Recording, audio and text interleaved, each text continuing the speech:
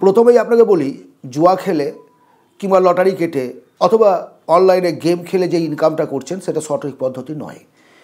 কারণ ওখানে আপনার শুধু একটু বুদ্ধিমত্তা বা কোনো টাকার বিনিময়ে কিছু একটা জেনে ইনকাম করছেন, টাকা ইনকামের প্রতি আপনার কোনো দয়া থাকবে না। তারপরেও বলি, এই যে ইনকামগুলো আমরা করি শুধু সেই পদ্ধতিতে নয় তো, বিভিন্ন পদ্ধতিতে তো আমরা রোজগার করি। কেউ শরীর খাটিয়ে ইনকাম করছে, পরিশ্রম করে, কেউ বিজনেস করে, কেউ চাকরি করে। এরপরে ইনকাম করার পরেও আমরা টাকা রাখতে পারছি না। কেন রাখতে পারছি না? টাকাগুলো যাচ্ছে কোথায়? প্রথমে আপনাকে জানতে হবে যে আমার কোন দরজা দিয়ে টাকাটা বেরিয়ে যাচ্ছে, সেই দরজাটা আপনাকে বন্ধ করতে হবে। আমি অ্যাকচুয়ালি টাকা এবং পারদকে সমগোত্রীয় মনে করি, যদিও এটা বিজ্ঞানসম্মতভাবে নয়, আমার মাইন্ডের দিক থেকে বলছি। কারণ আপনি টাকাও হাতে চেপে ধরে রাখতে পারবেন না, আবার পারদকেও পারবেন না। উপযুক্ত পাত্রে এদের রাখতে হয়, তবে তারা থাকে। অর্থাৎ খরচের ব্যাপারে যতটা কঠিন হতে হবে, ইনকামের ব্যাপারে তত কঠিন না হলেও চলে। আপনি ইনকাম করুন, কিন্তু খরচটাতে অত্যন্ত অত্যন্ত বুদ্ধিমত্তার সঙ্গে খরচ করতে হবে এবং একটা বড় লাগাম আপনাকে টেনে রাখতে হবে, তবেই আপনি অর্থকে রাখতে পারবেন। অর্থ চঞ্চলা, আজ আপনার হাতে আছে, কালকে ওর হাতে আছে, পরশু অন্যজনের হাতে আছে, তারপর দিন আমার হাতে আছে, এইভাবে একে অপরের হাতে ছড়িয়ে বেড়ায়।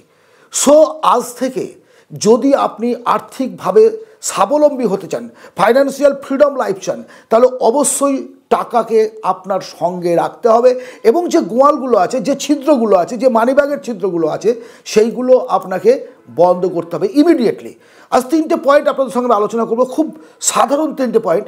যদি এই 3টেই মাত্র আপনি আপনার জীবনে মেনে চলেন 2025 সালে, চ্যালেঞ্জের সঙ্গে বলছি, আপনি আপনার লাইফে অবশ্যই কিছু অর্থ সঞ্চয় করতে পারবেন। প্রথম নিয়ম হচ্ছে অটোমেট ইয়োর সেভিংস। আমরা যে ইনকামটা করি সেই ইনকামের টাকাটা কোথায় রাখি? ব্যাংকে একটা সেভিংস অ্যাকাউন্টে রাখি তো। আর সেভিংস অ্যাকাউন্টে যখন টাকাটা পড়ে থাকছে, যখন আমার প্রয়োজন হচ্ছে আবার উইথড্র করে নিচ্ছি, এটিএম দিয়ে হোক, ডেবিট কার্ড হোক, ক্রেডিট কার্ড হোক, ইত্যাদি দিয়ে হোক, যেভাবে টাকা তুলে আবার খরচ করে দিচ্ছি। আপনাকে যেটা করতে হবে, সঞ্চয়ের ব্যাপারে আমরা কিন্তু প্রত্যেকে উদাসীন। কখন যেতে হবে না যেতে হবে এসব ভাবনা চিন্তা আমরা করি না। সো আপনি আপনার সেভিংস অ্যাকাউন্টের সঙ্গে মাসে একটা মান্থলি অটোমেট একটা সিস্টেম করে রাখুন, যে অটোমেটিক্যালি আপনার ওই টাকাটা আরডিতে হোক, এফডিতে হোক, পিপিএফে হোক, পিএফে হোক, বিভিন্ন জায়গায় বা সিপে হোক, প্রতি মাসে নির্দিষ্ট টাইমে সেই টাকাটা চলে যাবে। আপনি সেভিংসে ইনকাম করে রাখছেন, কিন্তু মাসের শেষে যখন টাকাগুলো কেটে যাবে, আপনার মধ্যে একটা ভয় থাকবে যে মিনিমাম আমাকে 12,000 টাকা রাখতে হবে, মিনিমাম 2,000 টাকা রাখতে হবে, মিনিমাম 3,000, যেটা আপনি করেছেন। এই টাকাটা না থাকলে তো কাটবে না, তখন ফাইন লাগবে। সো আপনি সেটা রাখতে বাধ্য হবেন। Second, reduce recurring expenses. কীরকম ব্যাপার এটা? আমরা অনেকে মেম্বারশিপ নিয়ে রাখি, যেমন জিমের, ক্লাবের, সুইমিং পুলের, অথচ যাই না, হয়তো বছরে 2-3 বার যাচ্ছি। এক্ষেত্রে আপনি কিন্তু বছরের একটা টাকা অপচয় করছেন। অল্প হলেও অল্প অল্প অল্প করে দেখবেন অনেকগুলো জায়গা দিয়ে আপনার টাকাগুলো বেরিয়ে যাচ্ছে। বা কোনো ক্লাবের আমি মেম্বারশিপ নিয়ে রেখেছি, কোনো লাইব্রেরির মেম্বারশিপ নিয়ে রেখেছি, সেগুলো আমি ব্যবহার করছি না। বা কোনো অ্যাপ, পেইং অ্যাপ, যেগুলো হয়তো আপনার মোবাইলে বা আপনার ল্যাপটপে কিছু পেইং অ্যাপ আছে যেগুলো ব্যবহার করেন না, অথচ তার জন্য টাকা গুনছেন। শুধুমাত্র মোবাইল বা পেইং মেম্বারশিপ নয়, এর সঙ্গে সঙ্গে আছে দেখবেন আপনি কিছু সার্ভিস, যেমন এসি, ফ্রিজ ইত্যাদি যে জিনিসগুলো আমাদের বাড়িতে আছে, গিজার, এগুলোর জন্য আমরা একটা এমসি করে রাখি, যেন কোনোভাবে গণ্ডগোল হলে তারা এসে করে দেবে। 3 বছরের জন্য, 2 বছরের জন্য, 5 বছর, যেগুলো কোনো প্রয়োজন পড়ে না। কিন্তু এমন কিছু খরচ হয় না, এটা খারাপ হয়ে গেলে পরে, কিন্তু আমরা করি।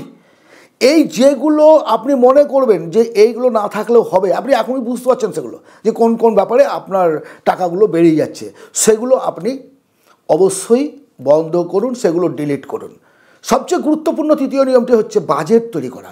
প্রত্যেক ভিডিওতে অনেকবার বলেছি যে আপনার আয় ও ব্যয়ের একটা ভারসাম্য রাখুন। যেটা আপনার প্রয়োজনীয় খরচ সেটা আপনাকে করতে হবে, সুতরাং প্রয়োজনীয় খরচে লাগাম টানতে পারবেন না। কিন্তু অপ্রয়োজনীয় যে খরচগুলো করছেন সেই জায়গাটাকে আপনি ইচ্ছে করলে কনসিডার করতে পারেন, সেই জায়গাটাকে আপনি বন্ধ করতে পারেন। এবার প্রয়োজন এবং অপ্রয়োজন এই দুটো যে খরচ আপনি জানবেন কী করে? এই কারণে বাজেট তৈরি করতে। আপনার ইনকাম কত, আপনার মান্থলি পরিবারের জন্য কত খরচ হতে পারে, এই যে বাকি টাকাটা আপনি খরচ করছেন সেটা কোন কোন জায়গায় এক্সট্রা খরচ করছেন, সেই এক্সট্রা খরচটাকে আপনি ইচ্ছে করলেই কমাতে পারবেন। আমার বেশি দামি জামাকাপড়ের প্রয়োজন নেই, আমার দামি জুতোর প্রয়োজন নেই, যতক্ষণ না আমার ফাইন্যান্সিয়ালি ফ্রিডম আসছে। সো এগুলো তো আমরা কন্ট্রোল করতে পারি। একটা পারফেক্ট বাজেট তৈরি করুন, তাহলে দেখবেন আপনি আপনার জীবনে সুন্দরভাবে চলতে পারবেন। আশা করি এই ছোট্ট ভিডিওর মধ্যে কিভাবে মানি সেভ করে টাকা বাড়াবেন সেটা আপনাদের বোঝাতে পেরেছি। যদি ভালো লাগে অবশ্যই একটা লাইক করবেন, সাবস্ক্রাইব করবেন, সঙ্গে থাকবেন। পরবর্তী ভিডিওতে আবার কথা হবে।